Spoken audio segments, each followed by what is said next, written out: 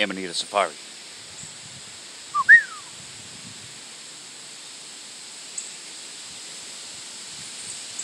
Few Amanitas today. This is a blusher. We have a couple growing right here. Notice how this one's already blushing on the top here. You can see where this piece was taken off. The stem is starting to blush. These are Amanita flavorubens. Very bright colored, yellow. And on this one you can see, not quite blushing yet. You see all these little traces of vellum right here stuck on the ground. Similar to Flaviconia, which is a different type of Validae, but these do blush.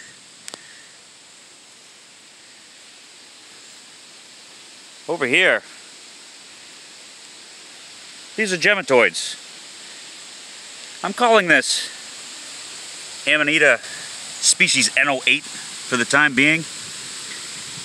Characteristic of this bottle cap margin right here on these. Now these are in section Amanita. Really brown, straw, yellow colored. We have a few babies over here. You can see the change in color. This one is a little faded out. Still brown in the center. Fades out white on the margin, towards the margin of the cap. And note these striations. Characteristic to section Amanita. Let's see if we, here's some. A lot of times these Gematoids have this slimy look to them. Here's a young one. Show you one that's not quite faded. Straw color. This is the classic Gematoid. You can see that vellum on top is really flaking, almost ripping off the top, but still stuck on there. There's a characteristic for this too. If you dig up the whole thing,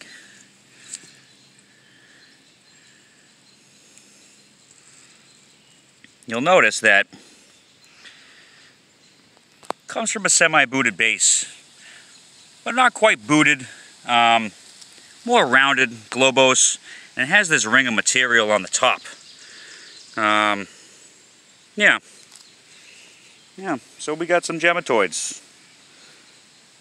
You can see we got a lot more popping up in this area over here.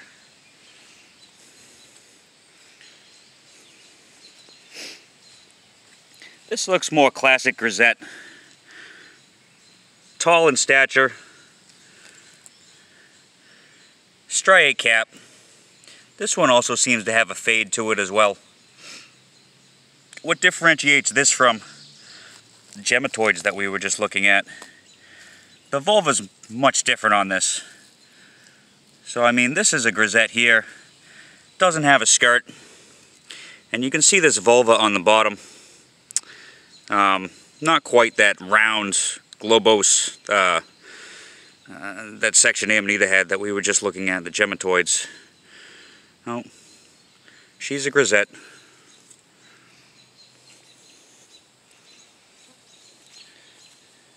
More Gemata.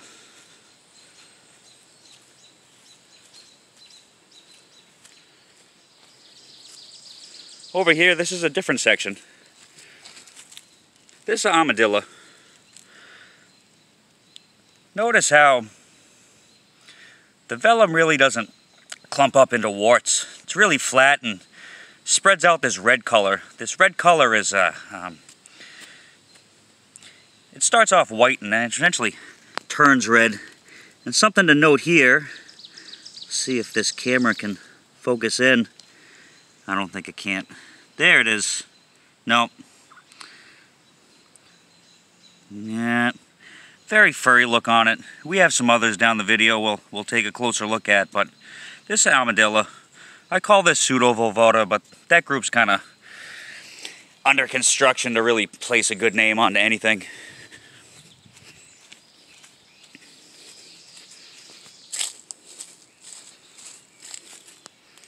This is a different Amanita that's in section Amanita. Call this a Panther cap. Notice the skirt on this one. It's a little lifted up. Not flowing down like a skirt. It's more of a funnel shape. Been calling these subvela types as a Panther group. Call them funnel veils, where the skirt is actually facing up then down. This one looks really flat, but also has that classic straw color that fades towards the margin, light striations on the side, and if we pull this up,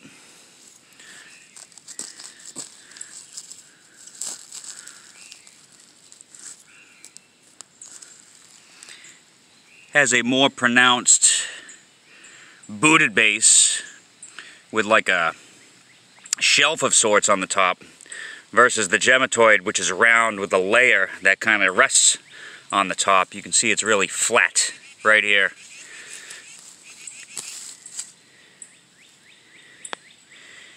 Here we go. Notice it comes from the vulva, but it's flat. Yeah, try to get it at this angle. Just like that flat rim on the top. Panther cap.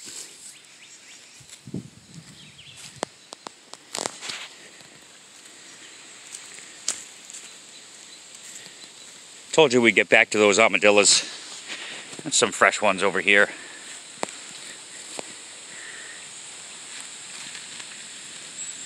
There we go. You can notice this one's a lot more furry and scruffy. See if we can get this. There it is.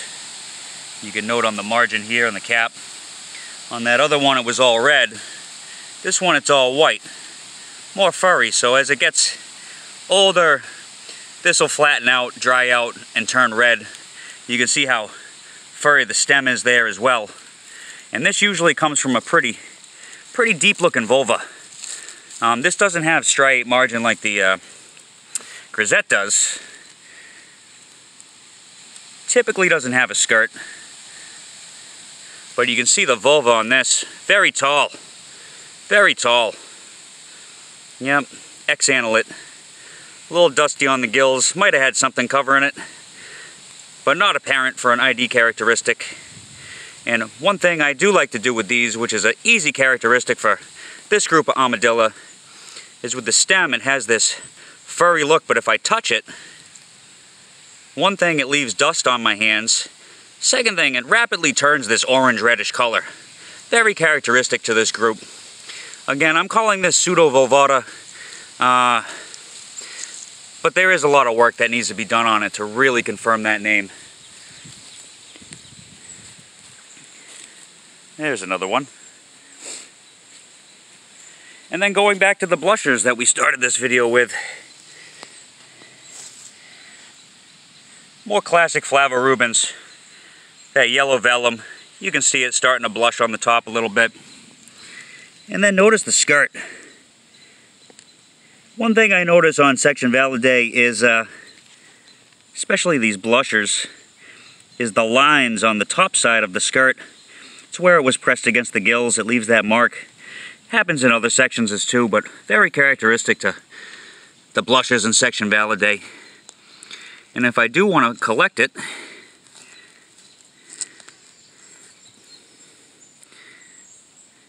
typically you'll see some blushing at the bottom of the base as the first spot. And then here as well, we can see the underside of the skirt on this was very yellow versus the top, which is all white. See if we can get this camera to focus in. There we go. Not only that, I always like to mention on these blushers and Validaes, they have a very distinct margin to the skirt. If you can see it here, the way it breaks away, this pattern on the side of it, very characteristic to Validae, in my opinion. Oop, little baby over there. So, yeah, well, early morning Amanita Safari for y'all. I hope you enjoyed it. Thanks, bye.